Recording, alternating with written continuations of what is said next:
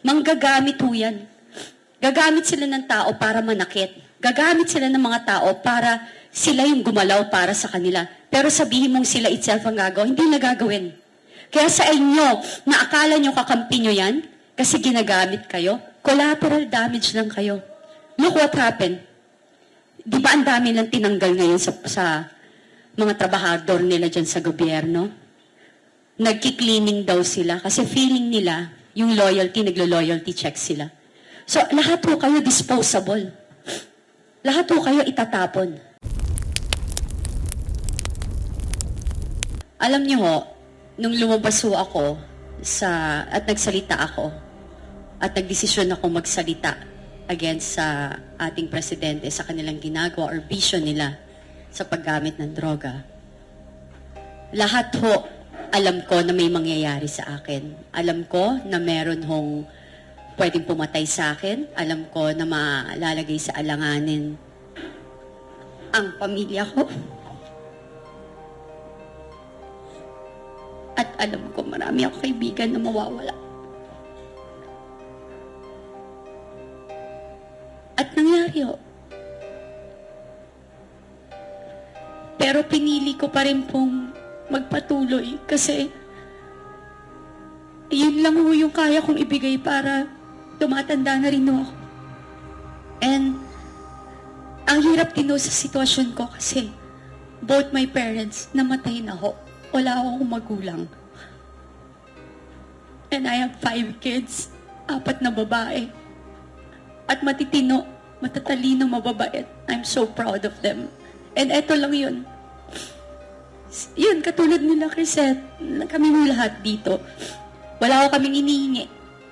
Hindi ko kami naghanap ng posisyon. Hindi kami nagpapasikat. Anong papasikat? Sikat ka, mamamatay ka? Yan ba yung sikat? Isinasalang mo yung buhay mo. Hindi po joke yung ginagawa namin. Sabi nila, may isa nga akong friend, sabi, why is Cathy, parang, she went ballistic na. Sabi ko, ballistic na kung ballistic. As long nagsasabi ka ng totoo. Ako hindi ko maintindihan yung nangyayari ngayon. Sa ating mga politiko o leader natin sa ating bansa, dapat ho, kung kayo ho ay kinikriticize, tanggapin nyo ho, pray for it, pag-isipan nyo, and tingnan nyo ho yung sarili nyo sa salamin, kung tama ba o mali yung ginagawa nyo. Ang nakikita ko ho dito, yung nangyayari ho sa amin ngayon, hindi na ho to bago sa akin. Nangyari ho to sa akin.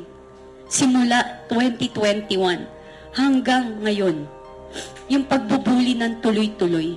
Yung ginagawa nila, sabi ko nga sa'yo, kaya nga ako natauhan, yung ginagawa nila kay VP na panggigipit, duwag naman ho yung mga yan eh. Manggagamit ho yan. Gagamit sila ng tao para manakit. Gagamit sila ng mga tao para sila yung gumalaw para sa kanila. Pero sabihin mong sila itself ang gagawin, hindi na gagawin. Kaya sa inyo, na akala nyo kakampi nyo yan, kasi ginagamit kayo, collateral damage lang kayo. Look what happened. Di ba ang dami lang tinanggal ngayon sa mga trabahador nila dyan sa gobyerno? Nagki-cleaning daw sila kasi feeling nila yung loyalty, naglo-loyalty check sila. So, lahat ho kayo disposable. Lahat ho kayo itatapon. Pag tapos na sa inyo, itatapon na kayo. Attorney Trixie, Attorney Vic Rodriguez, VP Sara. So, don't think na kayo ngayon na nakaupo, magtatagal kayo dyan. Lahat kayo basura. Lahat kayo trapo. Lahat kayo gamit sa kanila na pag pinagsawaan na or wala na silang pakinabang, itatapon lang din nila kayo. Sa mga tinanggal sa trabaho, magsalita ho kayo. Sa PSG, sa security, sa mga empleyado ng gobyernong tinanggal, magsalita ho kayo. Huwag ho tayong matakot sa kanila. Kasi yung ginagawa nila sa amin, katulad ng mga kasama ko dito na sinasabi nila na tinatakot kami. Yun, sabi nga ni Crisette, it's easy to fold. It's easy to umatras ka na tumigil ka. Pero pag tumigil po kami, sino pa pong magsasalita para sa inyo? Kami ho, never ho kaming naglabas ng chismis. Never ho kami, hindi ho theory. Facts, kinukuha ho namin sa kwento nila, the way sila mag-hearing, lahat ng nilalabas sa media, lahat ho, doon namin dinadissect yun. Doon namin kinukuha yun, tapos bibigay kami ng aming opinion sa nakikita namin. At yan po ang karapatan natin bilang Pilipino. Kasi democratic country tayo. Dapat ho talaga may freedom of speech dapat nagagamit natin. Huwag ho kayong tumakbo kung ayaw yung maging makriticize. Ang bawat Pilipino ay may karapatang i-question kung ano yung pagkakamali ng sino mang leader na nakaupo sa inyong pwesto.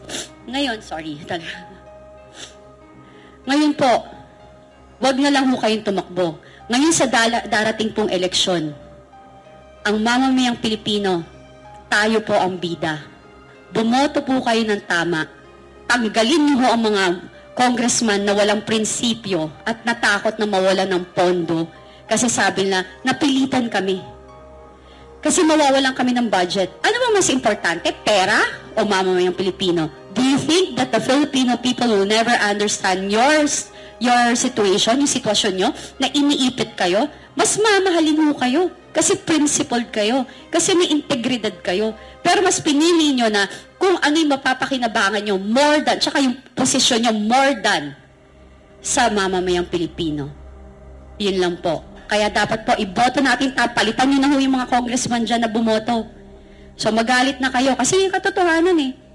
Mas may bayag pa nga ho itong mga to, nakakapagsalita tapos binubuli nyo.